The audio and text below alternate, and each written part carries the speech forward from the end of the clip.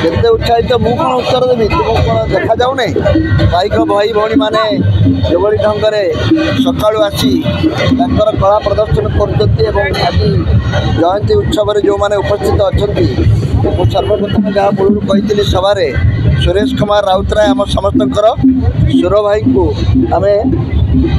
ଏଥିପାଇଁ ଧନ୍ୟବାଦ ଜଣାଇବା କଥା ସେ ହରେକୃଷ୍ଣ ମହତାବଙ୍କର